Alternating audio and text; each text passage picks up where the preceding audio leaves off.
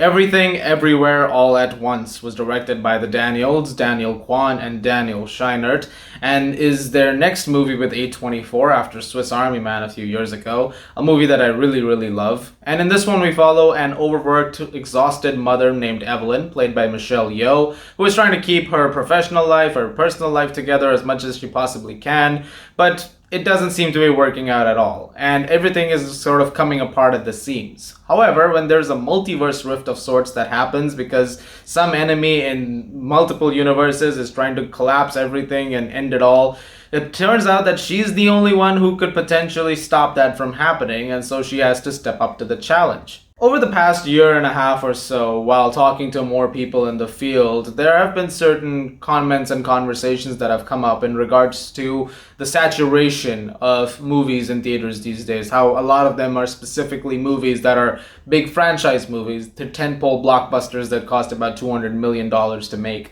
And sometimes when those things happen, you kind of feel bad because there was a point of time when something like an indie movie would have gotten a lot of buzz. There is all kinds of cinema in the world, and there's all kinds of cinema to appreciate. All we got to do is tap into it and access that more and continue to access that more. Which brings me to Everything Everywhere All at Once, because this is a movie that encapsulates everything you love about movies. It's actually got all of it in here. You want the big spectacle of a blockbuster? You got it here. You want the spirit of an independent feature, something more personal?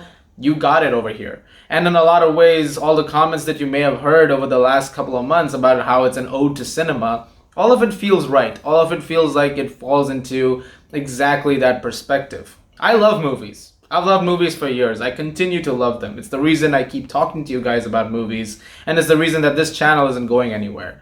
But sometimes it's nice to have reminders of why you keep doing this. And while there have been 10 out of 10s over the years, those 10 out of 10s usually come from a place of either sincere love for something, or because it somewhat reminds you of that fact of why you love this medium. And Everything Everywhere All at Once is a perfect movie to give you the sense of the love for that medium. And there are so many things to appreciate in this movie. Just the performances alone are all extraordinary. Michelle Yeoh is a fantastic actress. I mean, I've loved her since day one. Every time I've seen her in a movie, it's been awesome.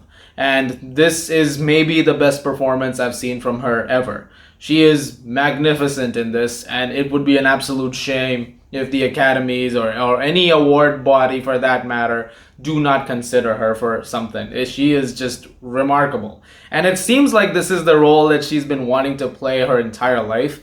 She's done a lot of great stuff over the years, but based on interviews and things that I've seen, it really feels like this one was the performance. I would only take on a project if there is real passion. If when I speak to them, I see the passion in their eyes. I hear it coming from here.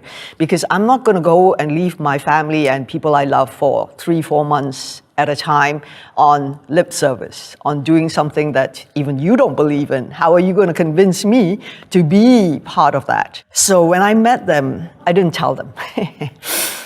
Because when I read the script, I thought, this is something, oh dear. No, this is something I've been waiting for a long time. That's going to give me the opportunity to show my fans, my family, my audience, what I'm capable of. To be funny, to be real, to be sad. Finally, somebody understood that I can do all these things. I'm so glad that this script came her way and she was able to do this. Kei Kwan, who you may know from movies like Indiana Jones and the Temple of Doom, he was Short Round. That was years ago, and he hasn't really acted since then. Like, this is his first major performance in a very, very long time. And he is fantastic as well. There are some excellent scenes with him that will honestly bring a tear to your eye, a couple of them. There's a great moment between the two of them which references Wong Kar-wai's In the Mood for Love, which was beautifully done, and it's a scene that is just worth seeing like as soon as you get your hands on it. Stephanie Sue is also excellent in this. I've been enjoying seeing her performance in Marvelous Mrs. Maisel, and so yeah, this just continues that trend of being one of the more talented actresses. And Jamie Lee Curtis is having an absolute blast in this. She is excellent too. Like, some moments with her are genuinely just, they're awesome. She plays an IRS auditor that is just, oh boy, that was something. Also, I want to give a shout out to my boy James Hong, because James Hong is an actor who I've loved for years, and I think he's just so cool. And he's in this, and he's pushing mid 90s, and he's still crushing it. So yeah, praise to the fact that James Hong is still out there, man. He's still making movies and he's still crushing it. The direction by the Daniels is no small feat. It is amazing because you're jumping through so many different universes at the same time. To be able to keep all of that as coherent and as comprehensible as possible takes skill. It takes that kind of effort to make it so that everything falls into perspective. I'm saying everything a lot. That's this movie though, what can I say? And credit to all of them. They've done a really good job of keeping this as tightly done as possible. This is a spectacular venture. And again, just reminds you of what imagination and creativity can accomplish. It accomplishes wonders. The visual aesthetic of it, the fight choreography, the sound design especially, all of it, this is a technical marvel as well. This is a spectacular movie, and honestly, there's just so much to love about it. Like, you kind of walk out of this movie and it's hard to look for flaws, because you can't find any. I've been thinking about this movie for a day now, and frankly, I'm drawing a blank on what is a flaw. Like, there's nothing. Everything works. It's a film that it does every single thing you want it to do right. And it has one kicker of a second half. That first half is great. But when that second half kicks in, and there's a few scenes in that second half which are just going to blow you away. And I'm not gonna lie to you, there were open tears. There's a few moments that are absolutely gonna get the waterworks going. If they don't, I mean, you must be a robot. It's a beautifully done movie with some beautiful themes too. The thematic handling of this distance that she's creating between everything that's in her life, especially with her daughter.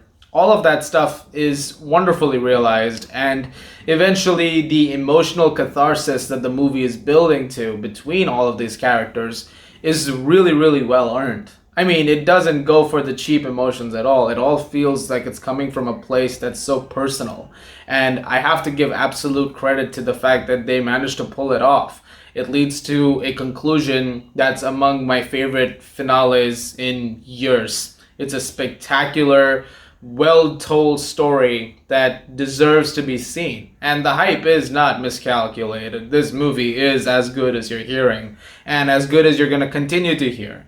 It's a fantastic ode to cinema, and it reminds you of why you love movies. After it was done, I wanted to start writing again. I wanted to start trying to create again.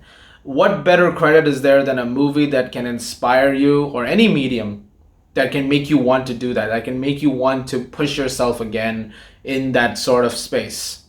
That is the biggest credit to this movie, and that is the thing that is going to keep this movie's legacy alive. I'm going to give Everything Everywhere All at Once a 10 out of 10.